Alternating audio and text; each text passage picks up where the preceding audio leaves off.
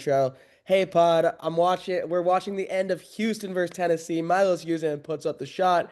He misses, Tennessee wins. We'll talk college basketball soon, but college football rivalry week. First, welcome back everyone, TalkBall Tweakers podcast. My name is Jake Mazarski, joined as always by my co-host Blake McQuarrie, Tucson Fancher. Uh Mid-November, Thanksgiving weekend or week, whatever you want to call it. How are we feeling? Yo, how fast is your TV? My My, shit, Uzan just put the shot up over here.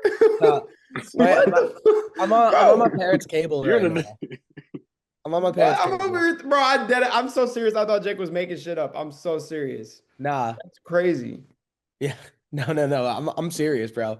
Okay. And so Yeah, that no, just happened. as I just seen 5 seconds ago when you said it 2 minutes ago. That's So crazy. buddy. My Buddy, you're shit. in the 1900s. yeah, Yeah, bro. Like what? That's what all right, bro. upstate New York's an interesting place. That's crazy. No, Yeah, I'm feeling good. Another week, another recording. Let's go. Let's do this. you Let's guys go. ready for the number one Buckeyes? I'm ready. Yes, sir. I've been. I'm Yeah, always Hey, ready what for what them. they say last year? They said Michigan was gonna lose last year, and what happened? Yeah. exactly. Yeah, that's very true. Like I literally said it on my preview video today. I'm just like, I could say whatever I want, but it's the biggest rivalry in all of sports, arguably, and shit happens. Yeah. Shit Yeah. happens. Thanks. Yeah, Exactly. second biggest college rivalry in my opinion. Duke Carolina clears, but well, we could talk about that another time. Yeah. Um, yeah, Absolutely. but anyway, Called the Tucson, how game we for a doing? reason. Called the Yeah, game for a reason, buddy. exactly. All right, shall we? We shall All right, let's talk talk Talk ball. ball. ball. Oh, we actually did that pretty well. We'll start with rivalry week. Yeah. Ohio State, Michigan. Michigan comes in at what number did they just come in at the rankings? I'll tell you right now since I'm on my phone. Michigan's at number 15. Ohio State, number one team in the country. The Wolverines, if they win, they have a chance to get into the playoff. Ohio State riding a four-game losing streak against Michigan, going back to 2019. What are y'all's initial thoughts on the game happening in Ann Arbor, Michigan on Saturday afternoon? Um. Well, I think that. I mean, I'm optimistic. I'm always optimistic when it's Ohio State week. It's hate week. Fuck those guys. But no, I mean, I'm always optimistic. I think with what has happened the last 5 years, you can't go into this game and say one person is for sure gonna, take the game. Um, I went into last year's game fully thinking that Michigan was getting blown out the door and somehow found a way to win 13-10. So, um, I, I mean, I think anything can happen. And I think you look at last year's team and this year's team, it's a way better team. Um, I, Starting with obviously the quarterback and throwing the football. Michigan can obviously throw the football now compared to last year. You don't got to run the ball 40, 50 times a game. So that's obviously the huge difference. The defense, they have new guys, but they've also got, a few of the same guys from last year. Derek Moore, Jay Bram, guys like that. So it's not, necessarily crazy different on defense. I think Michigan's defense is still pretty good. But yeah, I mean, I think anything can happen, and I'm ready for it. Hmm. Yeah, just to double down on what Blake says, this is the game where it doesn't matter. It's like your record, what you've done up till now, it makes no difference. Because it's hate week, and this is when you play at your best. This is when you show up in those big moments, regardless of how you've been playing, how many tackles you've made, how many touchdowns you've scored. It doesn't matter.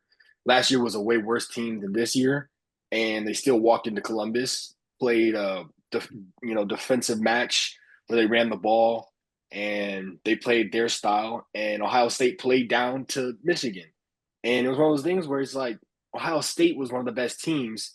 Obviously, we didn't know they were going to win a national championship, but they went on to win a national championship. National championship team, they couldn't even vie for a Big Ten championship because we beat them in their own house. Then they got salty, started fighting in the middle of their own field. So now they come to us. They come to Michigan now. Yeah. So that Yeah. gives us a little bit more of a boost. The only thing that gives me a little bit of uh, it gives me a little concern is the fact that our quarterback Blake Underwood is a freshman, but that doesn't really scare me at all. It's just more of like is his introduction, so he's gonna have a welcome to the rivalry moment. Whereas like Oh I yeah. don't want him, I don't want him to be like flustered in anything because it's the game. It's the game for a reason. So, but obviously, like Blake said, better passer than anybody that was wearing a Michigan jersey last year, better runner, better playmaker. So if he just relies on his skills, if Michigan plays the way they want to, they can win this game for sure. Last year, I thought for certain Jeremiah Smith was going to have 100 yards, 2 touchdowns, do his thing, and I didn't even know he was on the field half the time. Jeremiah who? So Yeah, and he scored the one touchdown in the game for them. Yeah, I thought Ohio State was going to kill him last year, and I personally think they're going to beat him pretty handily this year. But I don't know what's going to happen because it's rivalry weekend. What I will say is there's a lot of ways for Ohio State to win this game. There's only one or two ways for Michigan to win this game, and it's running the ball and clock management. Ohio State's the best college defense I've ever seen. You could throw any statistic out there. They allow less than 8 points per game. They haven't allowed over 16 in a game this season. Blah, blah, blah, blah, blah. People will go, they haven't played anyone. They played Luke Altmaier. They played the number one scoring offense in America and held him to 6 points. Whatever. Bryce Underwood's ridiculously talented. You're right. He's going to have a welcome to the game moment. And that defense, regardless of it, whether it was Ohio State or someone else, they're the best defense in America. Michigan runs the fucking crap out of the ball. Jordan Marshall might be better than Justice Haynes, and that's saying a lot because Justice Haynes was absolutely ridiculous when he was playing. If they could run the ball and control the game, then they have a chance because they can't afford a shootout with Ohio State. They just can't.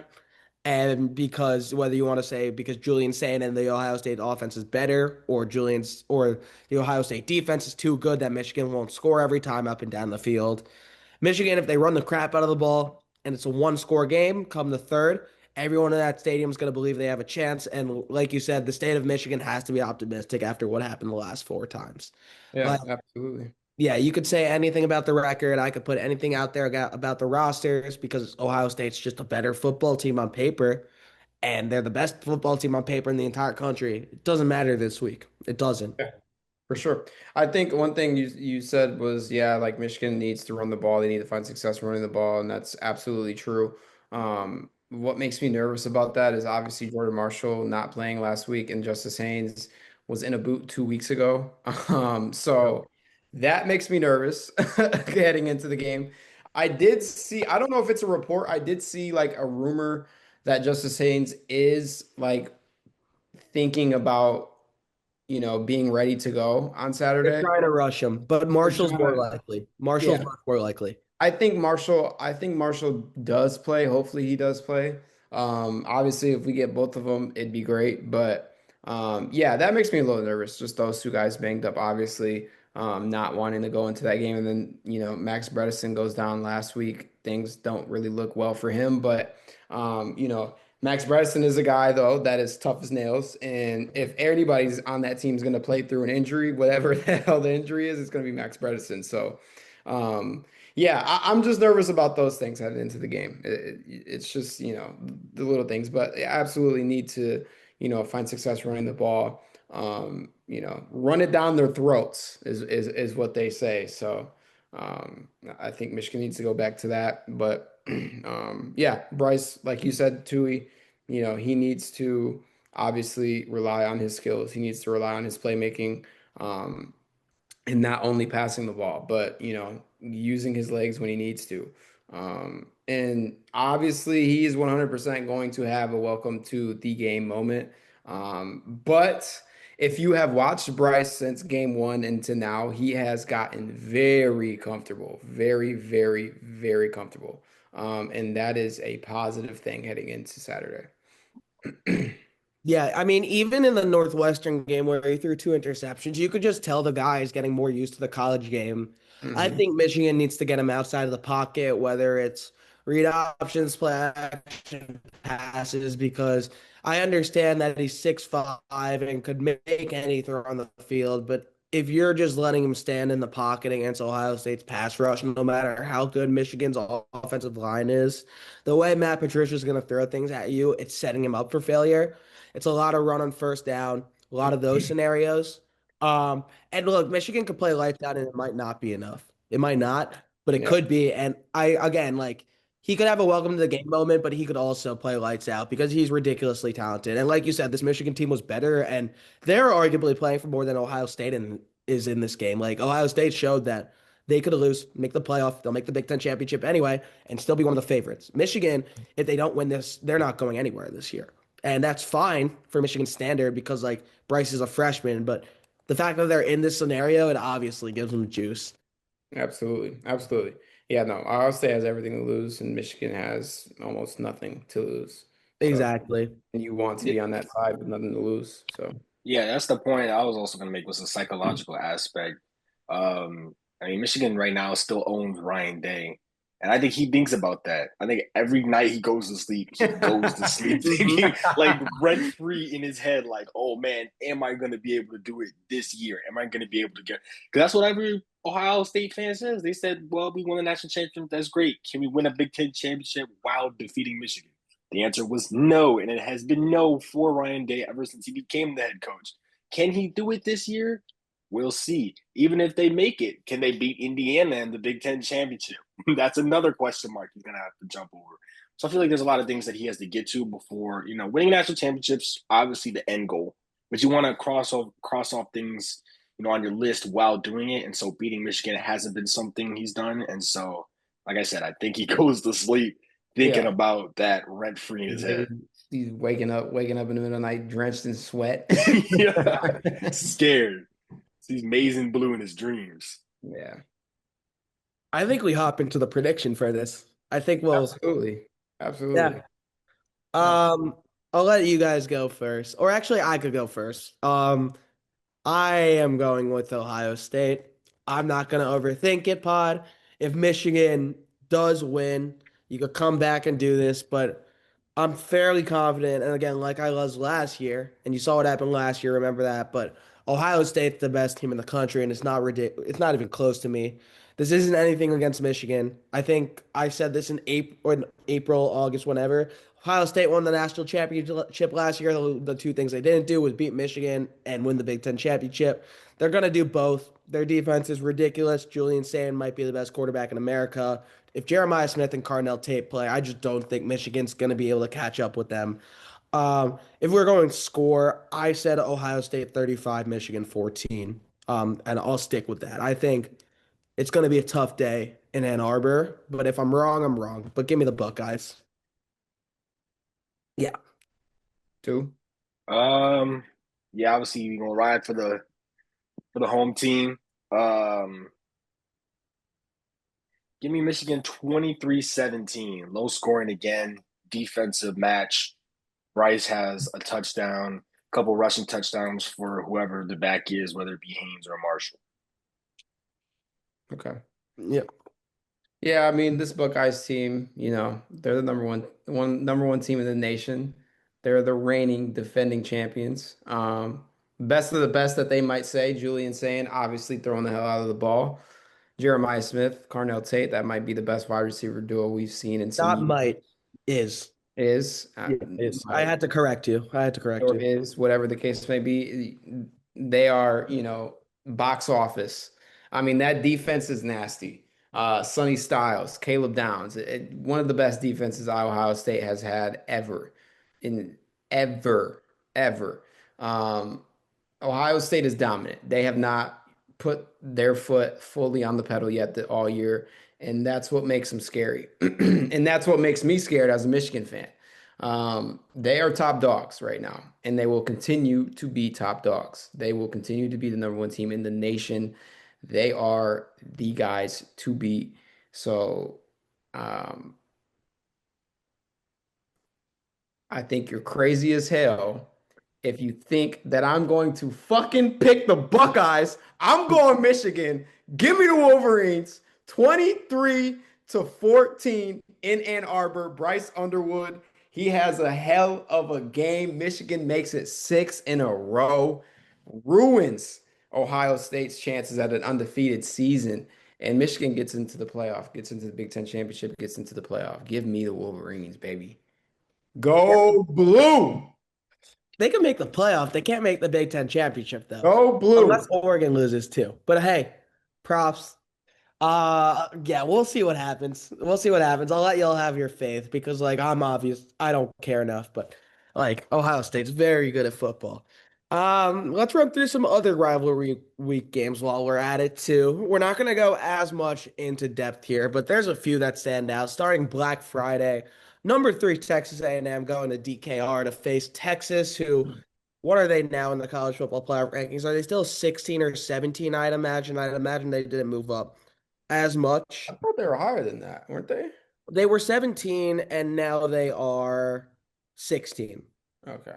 So Texas, I think they're screwed regardless of if they win this game, which is a shame because I think they're one of the top 12 teams in America. But that's what happens when you lose to DJ Lagway in Florida. Respectfully. Um, Texas A&M going in there. What are your guys' thoughts on that? Or we could just hop into predictions, either one. Now we can give quick thoughts on this one. I think I like Texas, obviously being in Texas. I I think obviously gives them an advantage. This Texas A&M team is interesting. They're really interesting. They are a very good football team, but they are also a very good football team at digging themselves out of holes. And I don't think you want to get into a hole against Texas in Austin. I don't think you want to do that. Um, Not especially with how Arch has been playing. That's another guy you obviously can look at from game one to right now has gotten super comfortable. Um, so that's my thing is like Texas A&M is a very interesting team, but they are a very good team. Marcel Reed, obviously, he might be a Heisman finalist come January. Um, he is a very, very good football player. Mike Elko, obviously a great coach, a great defensive-minded coach. Obviously, he has done a lot of great things for Texas A&M's football program.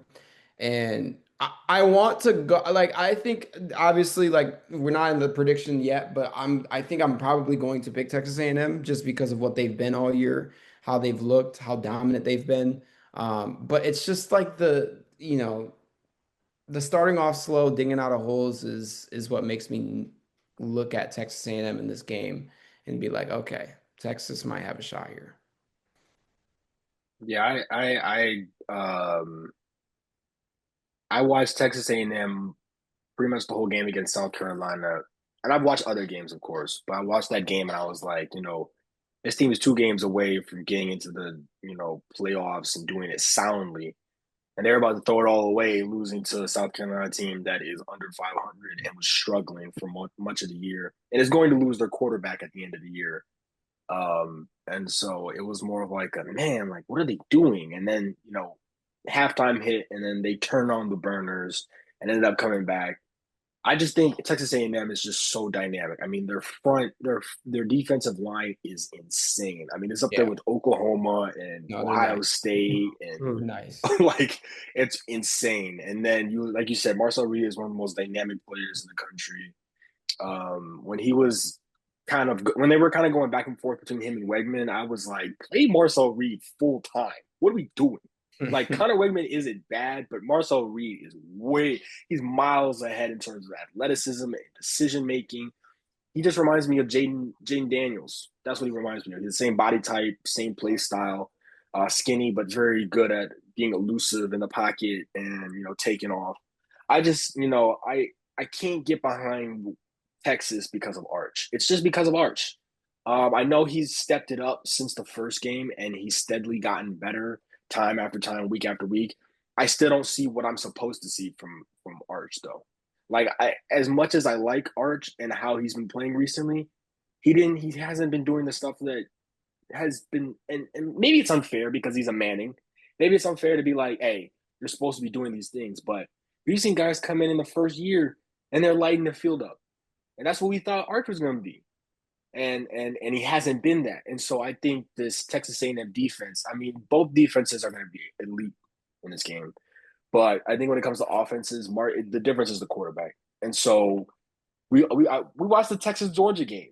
He struggled in that fourth quarter, and Gunnar Stockton took off, and Georgia looked like they were going to win the national championship because of that game.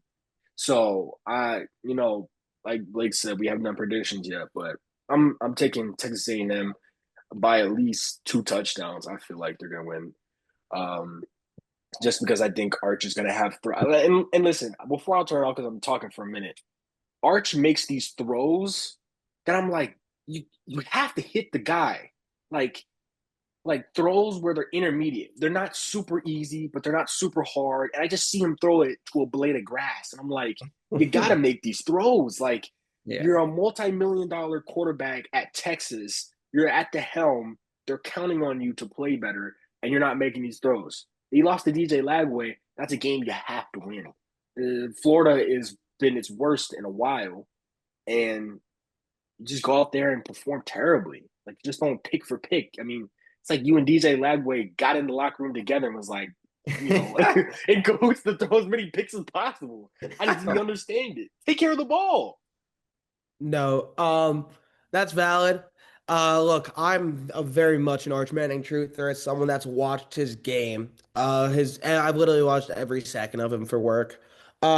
He's very good at home. He has what? So I can't do the math. 10 touchdowns in his past 3 home games, 10 passing touchdowns, and then you put on everything else. I think the biggest thing is Texas losing is not going to be a byproduct of Arch Manning not playing well. It's going to be the trenches because of the offensive line, because Texas's offensive line has been a problem all year. Texas A&M's defensive line is very good. Arch Manning has had 4 games now straight where he's had over 250 passing yards. The Georgia game, I think it said more about Texas not being as good as Georgia because Georgia's the best fourth quarter team.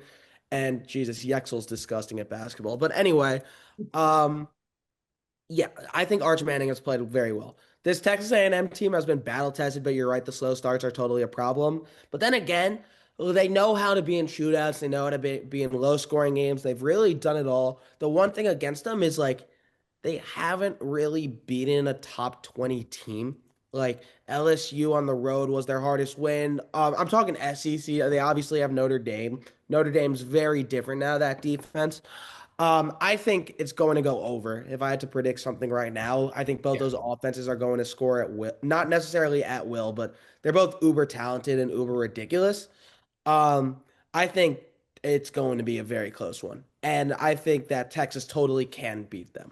And I think Arch Manning, the way he's playing, they have a real shot in this game. Bet. Yeah. Prediction time. So are you both you guys going A&M? It sounds like. Yeah, I'm gonna go A&M. I'm gonna go A&M 38, Texas 34. I think it's gonna be a close game. I'm gonna go A&M. Ooh, trying to think. 35, 24. 35, 24. Okay. Yeah, no, I don't have a problem with that. I think Texas A&M is one of the best teams in America. There's a reason why they're one of the last 3 undefeated teams. Texas has only trailed at home for 3 minutes this entire year. Or actually a minute 30. I lied. And it was against Arkansas. And I think Texas A&M could totally win it all.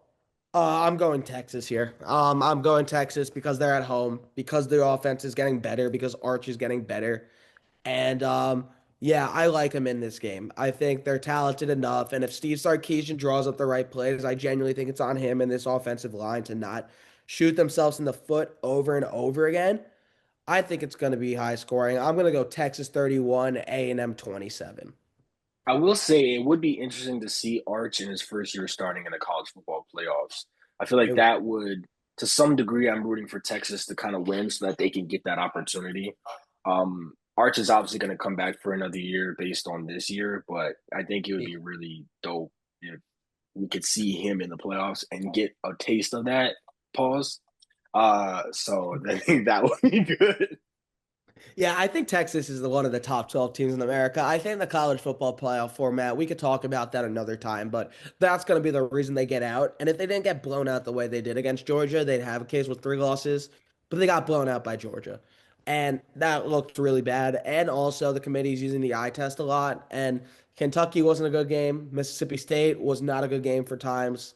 I mean, there's a few others. So I don't think they'll get in, but I do think they're one of the top 12 teams. So Yeah, that it's a Kentucky shame. game was atrocious. Yeah, that Kentucky game was awful. Then again, like a lot of teams go to Kentucky and don't play well, but I'm not gonna defend them too much. Like they looked awful in that game.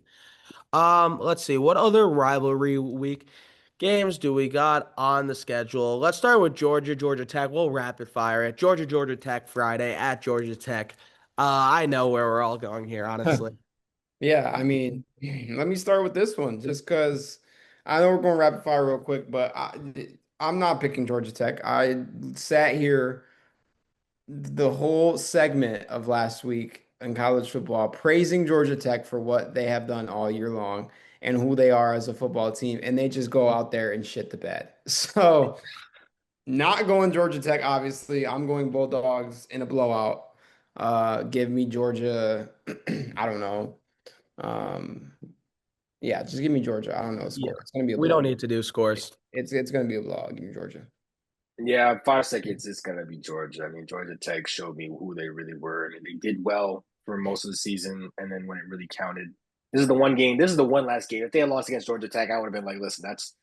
I mean, if Georgia Tech had lost against Georgia, I'd have been like, that's Georgia. But all you gotta do is beat Pitt, and they lost to Pitt, All you which gotta is do. sad. And they lost in a bad way. It wasn't like they lost, in a walk off, Hail Mary or something like that. They just got handily beat by Pitt. And Pitt, their coach literally said, we don't have to play well against Notre Dame. All we have to worry about is the ACC games. And they walked in there and kicked your ass. So that tells me all I need to know. They basically said, we don't need to worry about the better team. We'll just beat our in-conference opponent. Exactly. Yeah, dude. Georgia Tech, I genuinely think they have nothing to play for anymore. I think Georgia's going to absolutely wallop them. And Georgia Tech's defense hasn't given me another reason to think otherwise. So give me Georgia there. Miami Pitt at Pitt, noon on Saturday. Miami has an outside chance of the college football playoff. Pitt with a win makes the ACC championship. Yeah. Give me Pitt. Give me Pitt. I like how they've been playing. Give me Pitt. I don't like how Carson. I don't like Carson Beck. So give me Pitt. Give me Pitt. Uh, And yeah. my best friend goes to Miami, so just to piss him off a little bit more. Yeah, I'm going Pitt too, just because I think Pitt, like I just got done saying, their coach said we don't even have to worry about Notre Dame. We will literally lose the game on purpose and worry about every other SEC ACC game. So I think he's like, listen, we don't have to play Notre Dame. All we gotta focus on the next two games, and we're good. So I think this is the game he's also gearing up for, and I think they're hype. I think they're like, we just beat Georgia Tech. No, We they're can lit. beat Vibes we are can beat great. another ACC opponent. Like, Yeah. let's go do They're it. lit. And Miami already lost the two ACC games that they're not supposed to. They lost to SMU and Louisville. So it's like Pitt can beat them. It's the writing's Yeah. on the wall in terms of that. Yeah. Pitt Put them. absolutely could beat them. I totally think they can, and they definitely can. Like their defense is nasty. Those three linebackers, the Sharks, are absolutely ridiculous. I still think even they're not going to make the championship, but Miami's the most talented team in the ACC.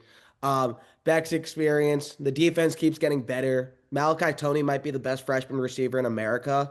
I'm going with Miami here. I think it'll be a close one, but I do think Miami wins this game. But I understand the Pitt jargon there. I got a few more out here. Let's go. I was gonna say Vandy, Tennessee, but that game honestly doesn't matter. Oregon, Washington. Oregon's number 6. Washington's not ranked, but it's on the road. It's a tough one. Washington scores. Oregon's a winning into the college football playoff, essentially. I think Oregon. I got Oregon. I think Oregon's too good. Yeah.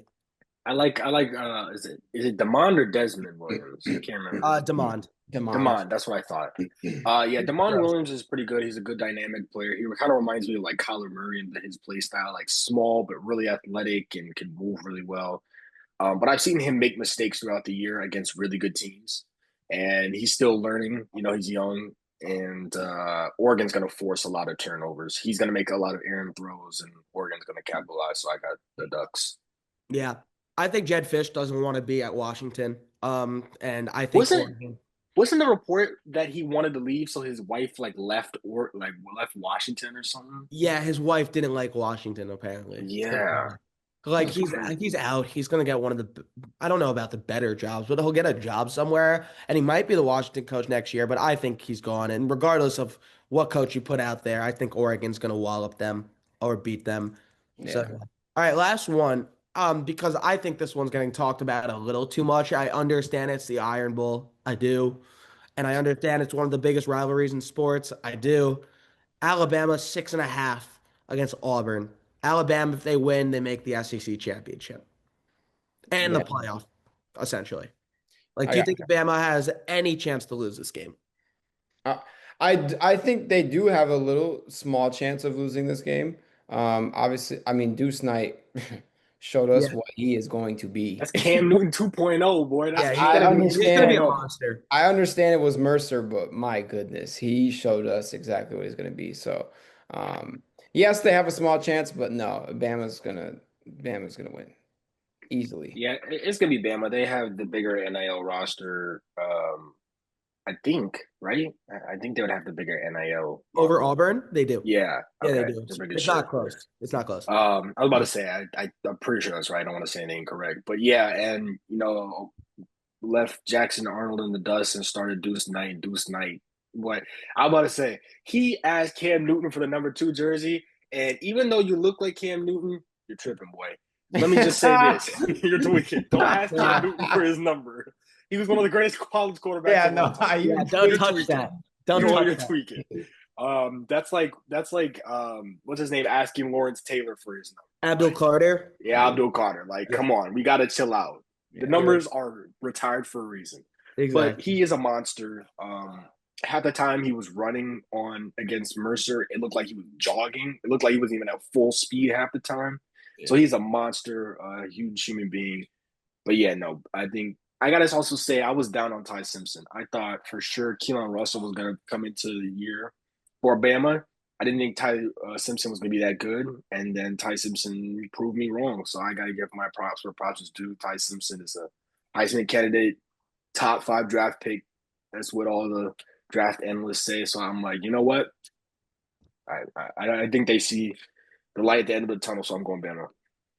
I really hope Cam Coleman comes back next year because him and Deuce Knight have the potential to be one of the best quarterback wide receiver duos out there. And I really hope someone doesn't poach him, and I hope Auburn gives him the bag because Deuce Knight, Cam Coleman, whoever Auburn brings as the head coach, I think they have a genuine chance to flip that program around so fast. Like I think Auburn's one of the best jobs in America. I really do. Alabama, like, yeah, they didn't do it against Oklahoma when they turned the ball away 3 times. Like, they find a way to win almost every game. And I think that they'll win this game. I don't know about handily because it's the Iron Bowl, and we've seen crazy things happen in the Iron Bowl, but I do think Alabama wins this game. And so, yeah, Bama. We'll go with them. Well, All that's right. all for college football. Let's talk about the big boys now. Let's talk about the big boys in the NFL. What was the biggest storyline on Sunday? The fact that the Jets were beating the Ravens through 2.5 quarters? Like, I yeah, got that SHEDEUR. bust down on my wrist. Perfect timing. I got Hey, them baguettes around my I'd love wrist. to They talk stay about that. shining. SHEDEUR standard. Shadur gets it done on some Shadimes. That's what What I'm do you saying. say? What do you say? My wrist about to hurt from holding this motherfucker up too long, man. Yeah. Ah, My wrist about to Shadur. hurt. Hey, listen, this is all I got to say about Shadur. I heard people criticizing him. He threw 209 passing yards. That is the most by a Browns starter this season. He is the third starter. That speaks volume to just how trash that offense is. Number 2, he is the first Browns starter since Eric Ziegler in 1995 to win his first start. And Yep. if he wins on Sunday against the 49ers, he will be the first Browns quarterback in NFL history to win his first 2 starts ever. Yep. So let me tell you just how trash this franchise is, right? To begin it. Let's not start moving the goalposts. When you have a terrible franchise and you have someone that may not be Lamar Jackson, He may not be Patrick Mahomes or Josh Allen yet, or he might not even live up to that prospect.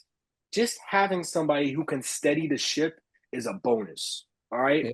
People are up here on social media and on shows talking about how, he's only threw 200. It's against the Raiders. Listen, I watched Dylan Gabriel be asked for like 6 games. I Yeah. watched it. He was terrible. I saw Dylan Gabriel overthrow a screen pass. How do you do that? How do you overthrow a screen pass? How bad do you have to be to miss the guy who's standing still 10 yards up the field to you? Bro, not even 10 yards, bro. You know how bad that is? So Shedeur Sanders went out there, given it be one of the worst teams in the league. He steadied the ship. He made it interesting. He brings fans onto the screen. I saw a TikTok of a guy watching the Browns game at 1 a.m. in Africa. You know how much aura you gotta have to be getting people in Africa to be watching your games live at 1 a.m. on a Sunday? Like, no one wants to see Dylan Gabriel. Nobody wants to see old man Joe Flacco. With all due respect, I like Flacco, but he didn't do anything in the offense. Dylan Gabriel did nothing in the offense. Start him for the rest of the year. Give him everything he needs to have. Give him the right offensive package, and let's get it moving. I don't understand what the problem is. Sure, he was a fifth-round pick. He didn't get any first-team reps. He's just playing how he's supposed to be playing, right? He's better than any Brown starter they've had. So I don't want to hear anybody complain about, oh, it was against this team. Like, the Browns are a terrible organization. They have terrible quarterbacks. Like, they suck. So just be okay with it. I don't understand what so many people have a problem with. Literally, like he slid in the draft because of a personality issue. Like he's so talented, and it's so obvious. You saw it on the throw he made to Isaiah Bond, and just give him more time in the offense. It just feels like the ceiling's higher. And like I feel bad for Dylan Gabriel a little because I do think Dylan Gabriel's fine, but at the same time, Shadeur's so talented. He can make any throw in the field. Like, does he need to keep his mouth shut a little? Maybe, but like start him because the ceiling's much higher. And you saw it on Sunday. Yeah, sure, it was the Raiders. Sure, the passing numbers might have been a bit inflated, but it's the Browns offense, remember. So just give him more time and see what happens. Because what's the worst thing that's going to happen? You miss on a fifth round pick? What is You it? know, before you say anything, Blake, I was going to say this. His numbers would have been higher had not Jerry Judy done a high step Exactly. at the 30 That was yard my line. main point. That was my main point. Like he was Until Jerry Judy bum ass over here toting the football like it's a cupcake, Yeah. and then he's gonna do this weak weak ass. Oh, let me juke this guy. Like, bro, come on, bro. Bro, he was in between 3 defenders in the sideline, and he thought he was prime. He thought he was Deion Sanders. Stop. What you Bro, high stepping for? bro, Run that out was of bounds crazy, and take the yards. bro. Bro, Steve Smith was right. What are you playing around for? Bro, Now you're that's making people look bad. Bro, that's the number one thing I texted people. I said Steve Smith was right. Steve Smith was so right about Jerry Judy. Like, come on, bro. That was Just the most just clown just thing. ignorant. Just ignorant, bro. Just absolutely ignorant, bro. How bad So, of a how bad of a receiver do you have to be to not have spatial awareness to be like, bro, probably somebody coming from behind to punch the ball they out. they failing Exactly. my guy over there, dog. So no, that was my main point. Everything y'all said is true. Um, I, we've been seeing this since training camp that Shadur was their best option. He was the best quarterback on the roster. 100%. I mean, now listen, I agree with you too. I absolutely no one wants to see Joe Flacco's old ass in the pocket, but I will give Joe Flacco his props. He was balling. Um, I will say that, but no, I mean it was only a matter of time for Shadur, got into this situation and succeeded, and now he's doing it. Start the man. I mean, that's it. I know they announced him for week 13, but no, I want the announcement that Shadur Sanders will be the starter for the rest of the season. That's what I want. I don't, no. Bro, Exactly. Dylan Gabriel plays like he has a concussion 24/7. Hmm. So, If Like he he goes out there, plays. yeah, if he goes out there and beats the 49ers, Stefanski should go out there and be like, he's the starter for the rest of the year. And Then like the Browns, yeah, they could draft a quarterback if they want, like this year, but like I think he should be their starter week 1 next year too. I Yeah. do. Yeah, he Give really him an should. off I'm season, especially if he flashes any type of potential. And you could bring in a veteran too, because some veterans gonna want to go to Cleveland. But like, yeah, no, I think Shedeur should be their starter week 1 next year, unless they have like a ridiculous pick. And like, Mhm. gosh, I don't know what Deshaun Watson's doing. Full honesty. yeah. Yeah, I Hey, really think they should. Yeah, we don't Yeah, know. I know what he's Uh, doing. um, no, I really think you're right. I think they should make him a starter next year. I think they should what they should do because they've won 3 games, so they're not going to get a top pick. Like they're not going to get a court. Like they're not getting Ty Simpson or Fernando Mendoza. No one else is coming out in the draft. That's a quarterback, really. I think they should draft a receiver real high, give him a number one. That's not Jerry Judy, and they got Fannin and they got Njoku and they got good tight ends and work on the offensive line because offensive line is kind of weak to some degree. If you just work on the offense, like if you give Shadur enough talent, he can win you games. Like the yeah. defense is elite. You got a Hall of Famer who's going to break the single season sack record this year, and you wasted the entire season because you wanted to start a 40-year-old man into a 2.0. Like, because you're just joking around. I don't understand it. Like, start like what are we doing? And it's to me it's such an ego thing because we know Stefanski and the GM didn't really want to play Shedeur. They didn't want to draft him. They said it was the owner who did it. And this whole time they've been trying to make Dylan Gabriel work. And I could have told you from the minute that he put on a Browns uniform that he wasn't gonna do jack squat. So I don't know why they kept trotting him out there and like, we'll play him in London. We'll play him against this team. He's not doing nothing. Yeah, Yeah. no facts. Like, and I like Dylan Gabriel. I do. I thought he was a great college quarterback. I mean, he literally has the most passing yards out of any college quarterback ever. But or touchdowns, not yards. I like touchdowns. Yeah, there's limits to it. We gotta remember.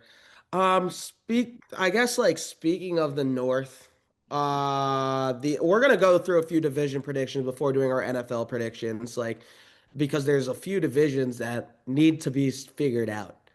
We'll start in the NFC North, where the Chicago Bears are leading still at 8-3. Now, I will say it's impressive that they keep winning these games because last year the Bears don't win these games, right? They're not winning the NFC North, and they're not winning a playoff game, respectfully. Respectfully. But if I'm wrong, Disrespectfully. No, yeah, I'm saying it disrespectfully. All disrespect. Disrespectfully. We'll say it. Yeah. fine. Yeah. Look, I think that it's going to be Detroit or Green Bay. I don't know the Bears' schedule, but they look good. Here, So good here, for them. I got you, Jake. Okay. Eagles, then Loss. then Packers, Where? Doesn't matter, actually. At Loss. Packers, so they're losing. Yeah, loss. Browns, Win 9-6, Pack, 9-5. Packers at home. Loss 9-6. Uh, 49ers, Sunday Night Football on the road. On the road, Jesus. 9-7. And then we go play them in Chicago. 9-8. Yeah, 9-8, 10-7. Cool. Yeah, have fun going to Los Angeles or wherever they go. Like, good for them. LA's gonna step on them like some bugs. Yeah, LA is going to step on them. I think that it's LA and Philly, but then again, Philly lost the other day. And look, we could talk about that another time. But yeah, I already did the who's winning the North thing with you guys. Like, I know who you're going to say, but like, is there anything from watching the Lions, Packers, and Bears that stands out, I guess? I mean, the same has been, I feel like it's all been the same for the last couple of weeks at least. Like I said, Yeah. Jordan Love is a game manager who can play above his skis at times. I mean, he had 140 yards in last Sunday's game. And, the Lions taking the Giants down to the wire was not fun to watch. Although it was fun to watch Jahmyr Gibbs annihilate that defense. But in terms of the entire team got carried by Jahmyr Gibbs and a Yeah. little bit of a St. Brown, which wasn't fun. They got to 55 points for my fantasy team. he was elite. They got to figure, He was but they got great. to figure that out. They got to figure out what's going on with the team because something's up with them. The offensive line isn't what it used to be. Defenses didn't play that great last Sunday, but it has been great.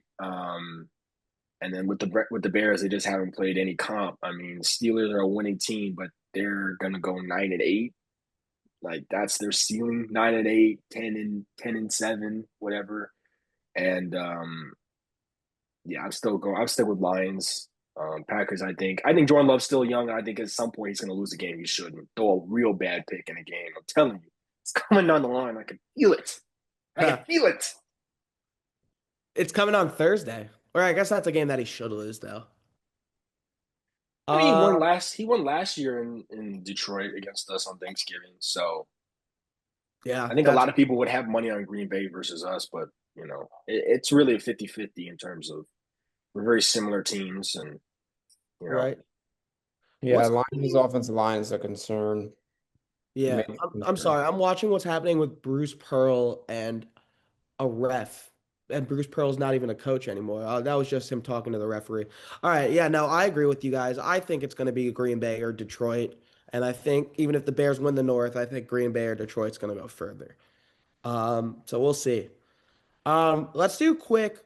Who's winning the AFC South and who's winning the NFC West? Even though the NFC West, I think most of us are going to say the same answer. We'll do the NFC West first and then the South before Um, doing predictions. the NFC West is going to be the Rams. I hate to break it to you, Jake, and you No, no, I agree with you. I Sam fully. Darnold fandom, but the Rams are winning the NFC West. It's a given. They are the best team in the NFC West. They are, if they're not atop of the NFC right now, they're top three. I mean, Mhm. it's inevitable. Really good. Really, really good. yes, So, Stafford's the MVP favorite right now Yeah. in gambling odds, and he should be. He's been playing the best throughout the entire season. I like Jonathan Taylor, but he kind of had a dud game against the Chiefs, so that kind of backs him up a little bit, especially from his position standpoint. And I just think that they're so like they got two number one receivers. Their defensive line is crazy young and great. I mean, imagine if Aaron Donald was on that line and he was still playing. And then you just look at the DBs are good. Forbes, who we thought was just a throwaway, now came back and they've got guys that are like really good in that secondary. Um, and Matthew Stafford is 37 and in an MVP, like leading the MVP race. So if he wins the MVP, I mean, he's a first ballot Hall of Famer realistically, or at least depending on who was in his class. But he's definitely a Hall of Famer for sure, solidified if he wins the MVP race. So Yeah. I don't really have anything to add. I just think the Rams are really good and their defense keeps on getting better too. Like you said, like the way they rush the passer, whether it's Jared Verse, Byron Young, someone else, like very good. Young corners, good corners. That was one of their biggest problems the past few years. And that's not to disrespect Seattle or San Diego, not San Diego, San Francisco, who I both think are good enough teams to win a playoff game. And I think whoever gets them in the wild card round are going to have their hands full. I just think the Rams are a step above them because they're just such a complimentary football team. I think you look at the 49ers, like Brock Purdy, like I don't, regardless of what you think about Brock Purdy, I think he's fine, but he's not Matthew Stafford. And Sam Darnold and JSN, they have a good offense out there in Seattle, but they lost to LA already, and LA already has a cushion on them. And I think that's going to make the difference. The Seahawks give off the Vikings of last year vibes. I wonder why. Um, yeah. All right, last one because it's the last like division race. Like we could do the AFC North, but it's the Ravens. I mean, I'm just gonna sorry guys. Um, are the Colts going to win the AFC South? The Jaguars are creeping up, and the Texans are creeping up. So that's the last one I wanted to bring up. And we could do the NFC South too, but I honestly think it's the Bucks because Baker's going to be fine. So um, I I think it's going to be the Colts still. If you really watch Jacksonville, they're mid. Like they're the definition of sure. mid. They really are. Like they run into good teams and they either sneak by them or they lose, get blown out, and then they just beat bad teams. They run into bad. It's like no, like they're the definition of mid. They are literally the definition of mid. Like it's good teams. They will either sneak by them or blow them out, and then it's bad teams. They'll go down to the wire with those guys or lose. Like so they are the definition of mid. I think the Colts have it. Um, I mean, it's unfortunate you run into a pissed off Kansas City team in Kansas City. So, that's that for Indianapolis this past week. But yeah, I think it's it's still the Colts 100%. I do like how Houston is playing there. That defense is nasty. Houston's defense is disgusting. Absolutely disgusting. But no, I think the Colts are pretty comfortable right now. Colts have four division games left. They have two Texan games, two Jaguar games, and then they have to play San Francisco and Seattle. They'll probably lose that one at Seattle. San Francisco is at home on a Monday night game, which will be pretty interesting to see if Brock Purdy turns it around, or if they maybe go to Mac Jones. I think the Texans can do it. It's just like CJ Stroud hasn't been playing good, and if he comes back, it's like Davis Mills has kind of been outplaying CJ Stroud this year, like low key in Yeah. terms of how he's been moving the ball. Oh, for real. Like that's a problem when your backup is outplaying your starter. That's a problem. And so they haven't paid CJ Stroud yet, so he better get it together. But it's in terms of who can win that. Like you said, Jacksonville doesn't scare me one bit in terms of who can win that. So I guess give me the Texans. I think the Texans split with the Colts, and I think the Texans take care of business. Now, the Texans have a really hard schedule going forward, but that defense is so nasty. I mean, they have Colts twice, they have Chiefs, Cardinals, Raiders. They should be able to win. At Chargers is going to be a tough one, but that defense can stop Justin Herbert, and then the Colts to end the season. So I'm gonna go Texans. I think they get it done. The defense holds, and yeah. Yeah, I think Houston's a bigger threat than Jacksonville to win the South, but I'm gonna go with Indy just because, like you said, the Texans' schedule's hard and they're 2 games up.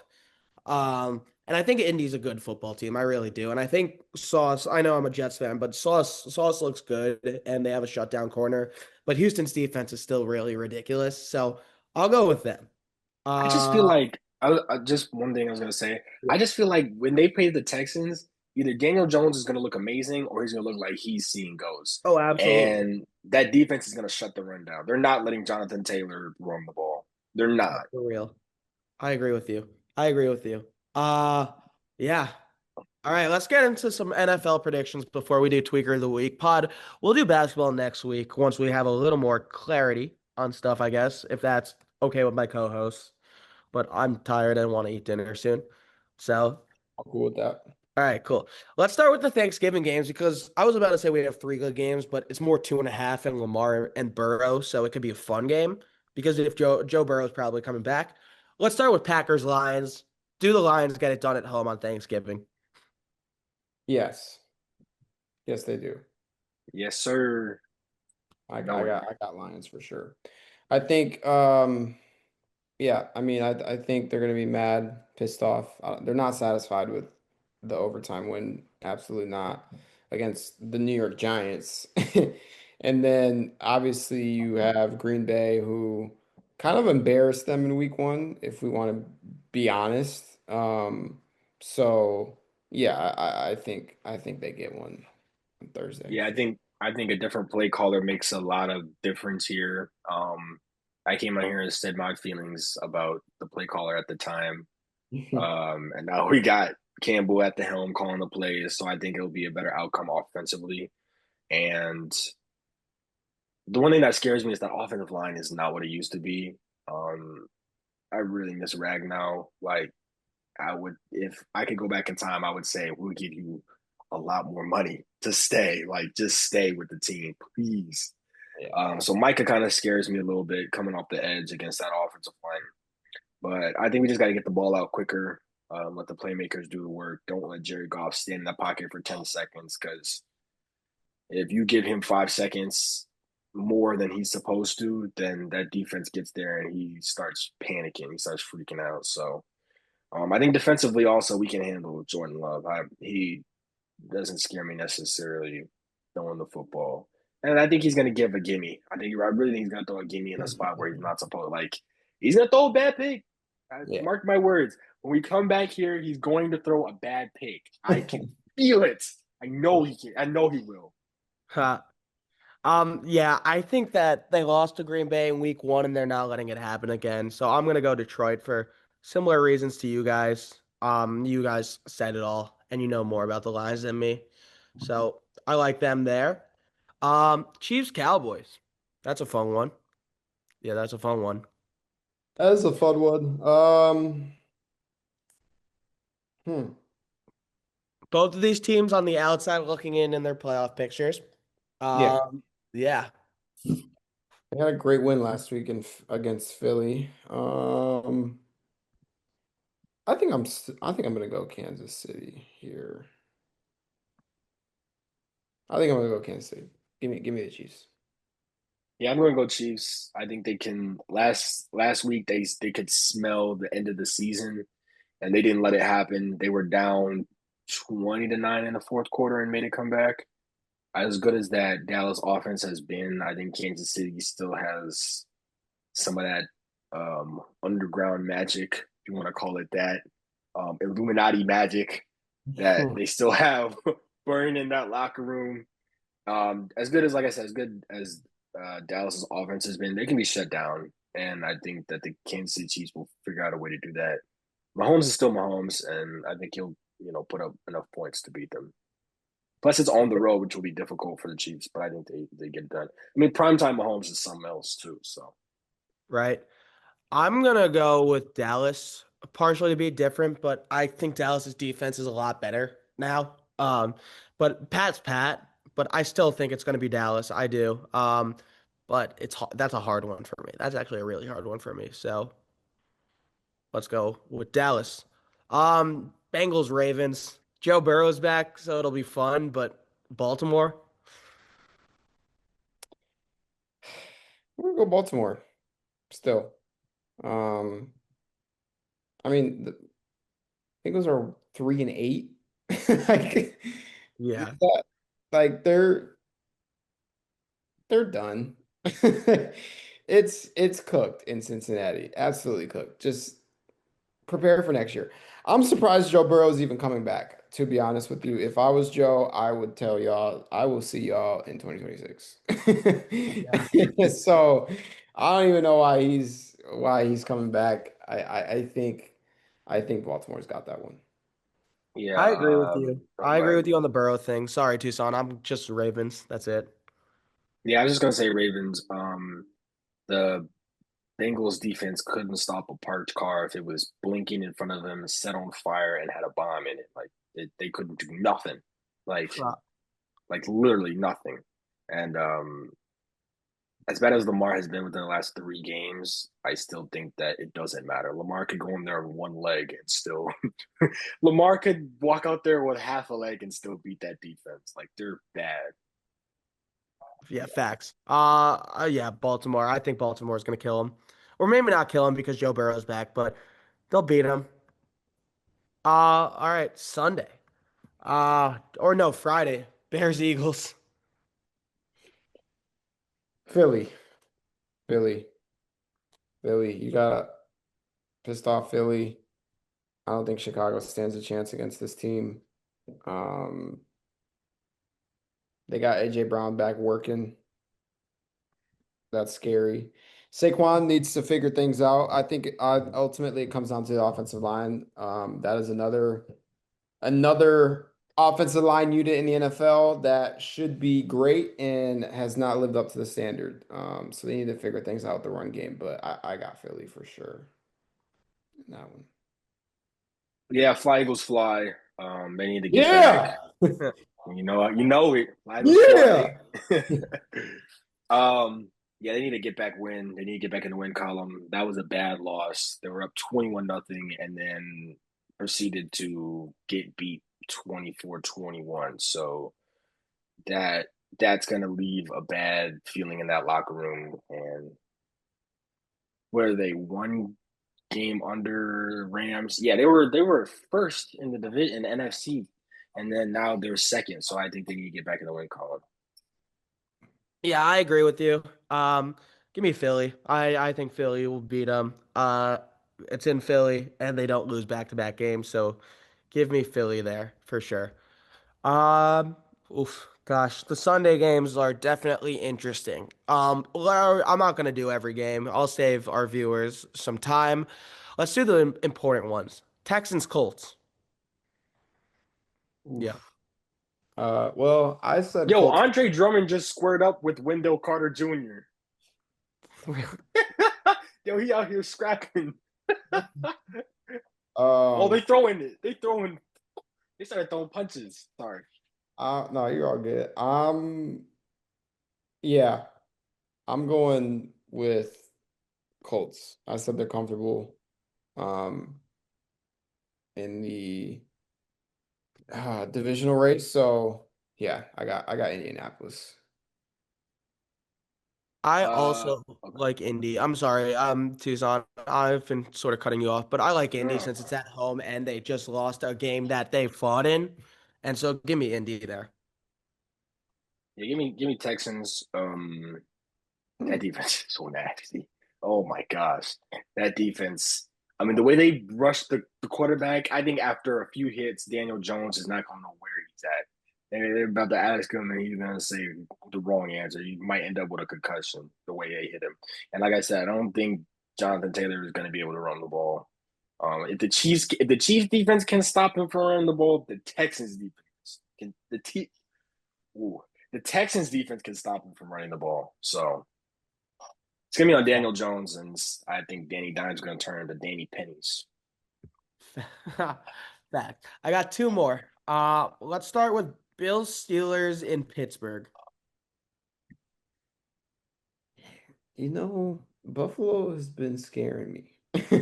Yeah. Buffalo has really been scaring me. What I picked them as my Super Bowl contender out of the AFC. They've been looking a little not Super Bowl bound. Um, I'm gonna go Buffalo. I'm gonna be crazy here. Because I feel like it's a little crazy to pick Buffalo the way that they've been playing. Um, but yeah, they're on they're on nervous watch right now. I'll say that. They're on nervous They watch are on right nervous watch. Give me Buffalo.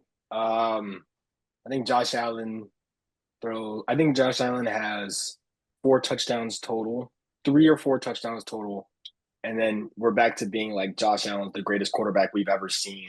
now. And then because he does this thing where he's like, "Oh, he's the greatest." Remember his 6 touchdowns against Tampa, and then he was like, "Whoa, wait a minute, what happened? You were seeing ghosts against this Texans defense." So the Steelers defense like occasionally plays really well and takes the ball out of a lot of quarterbacks' hands, but Josh Allen's too good for that, and I think they get back in the win column, and he has like 3 or 4 touchdowns, and they're like, "Oh my goodness, the Bills are going back to the Super Bowl." So Not to cut Jake off, but big reason why he was seeing ghosts, that offensive line is terrible. Yeah. That offensive line is absolutely terrible. We want to talk about bad offensive lines in the NFL, Buffalo.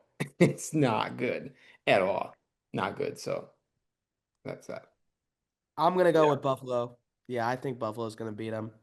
Um, yeah, I think they'll bounce back in a big way. And Pittsburgh, I don't know what they are in full honesty. I just don't. is it going to be Rodgers or Mason It is gonna Rudolph be again? Rodgers.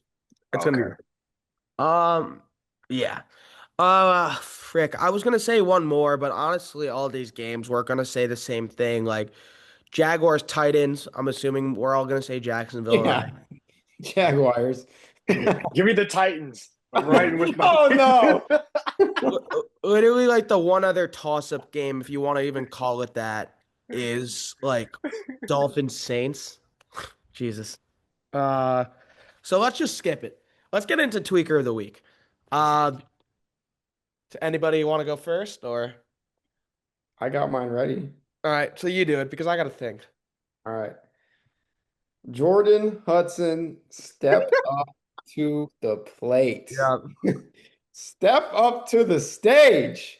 Um, which we have some developments now. But if you don't know, Jordan Hudson is the 24-year-old girlfriend of Bill Belichick. Yes, you heard me correctly. 24-year-old girlfriend of 70-year-old Bill Belichick. So yeah.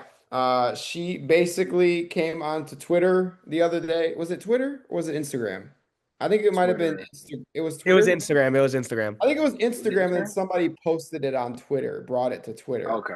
Okay. Um, She yeah, it was because she posted on Instagram, on her Instagram story, her UNC credential and said, at Pablo Torre, I'm suing you or I'm coming for you or something like that. I don't know. But basically announced that she was suing Pablo Torre for his reports.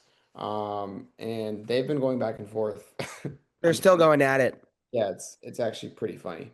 Um, Jordan tweeted at him um, some screenshots about her.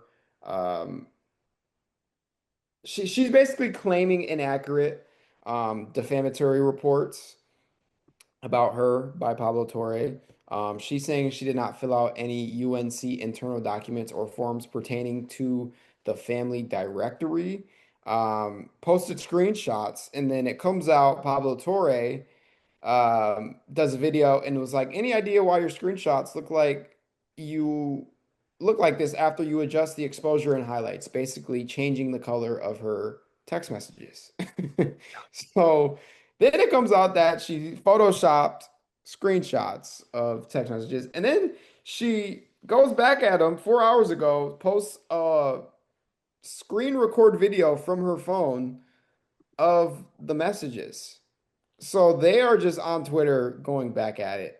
I seen a I seen a whole I seen a whole lawyer come on to Twitter and was like, you know what, Pablo Torre, I don't know if you have a lawyer for this or not, but this case is delicious. Huh.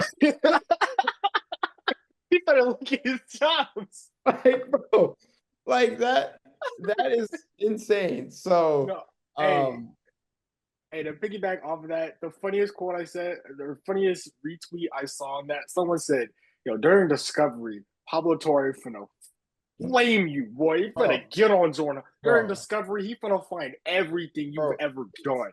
The thing is with Pablo is like it's like with these situations, it's like he breaks the news, but he also doesn't just break the news. It's like he works on these for so long that Yeah. he thinks about like every single comeback somebody could say, and he has a counter to it. It's like he's prepared. He's prepared for any comeback that you have for a report that he brings out about you. Um, so. That's that. I'm just thinking about 70-year-old Bill Belichick He might hearing have a heart from attack. hearing from his 24-year-old girlfriend that she's in a Twitter battle with Pablo Torre. Like I don't know if he like even understands what she's talking about.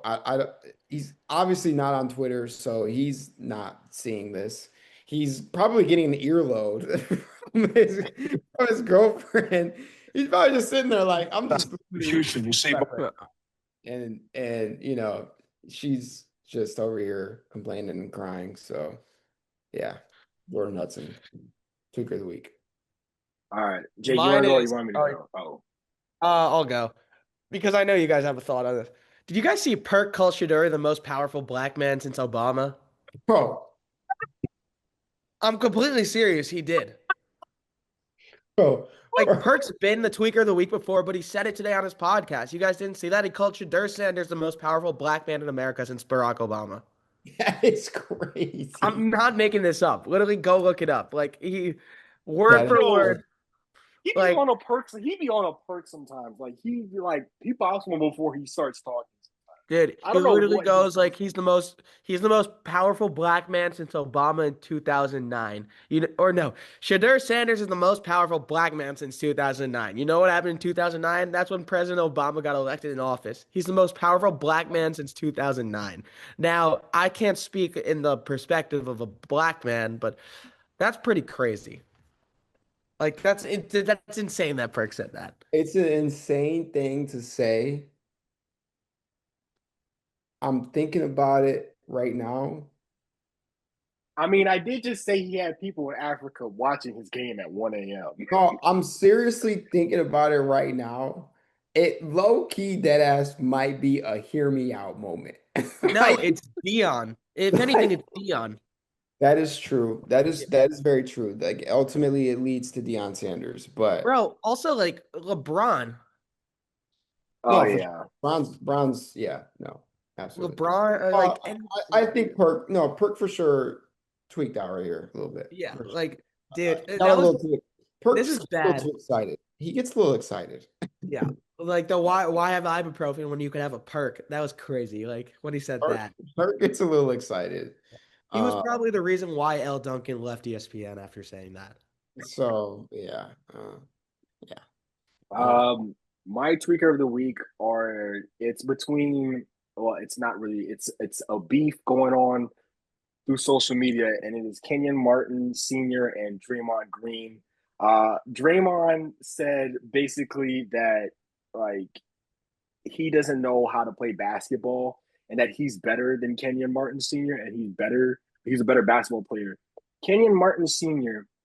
proceeded to record himself saying power forwards who are better than Draymond Green and listed off literally 250 players. Yeah, that's Sit wild. down.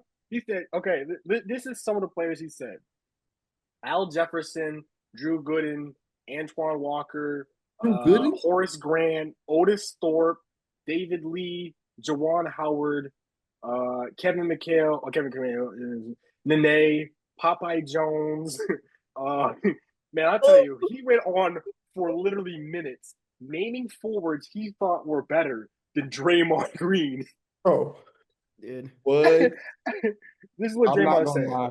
That's This, some disrespectful right this there. is what Draymond said. I don't know how you continue to shoot at me when you underachieved. One All-Star. I stopped playing today. My career was better than you.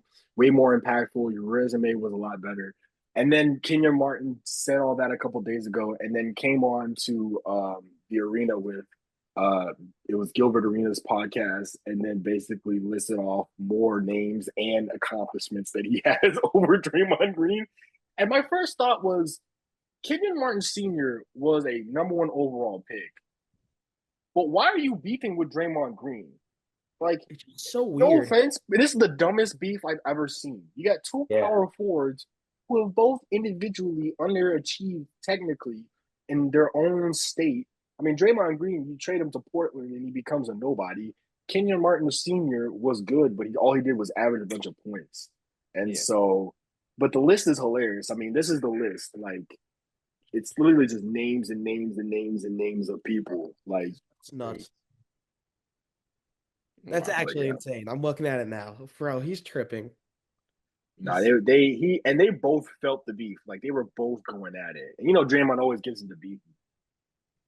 No, for real. All right. Anything else we want to add or He said Popeye Jones. yeah. Otis Dude, Thorpe, Popeye Jones. He said Al Jefferson. He said Al Jefferson. awful. Yeah, Jones. I like Al Jefferson, but that's outlandish. Insane.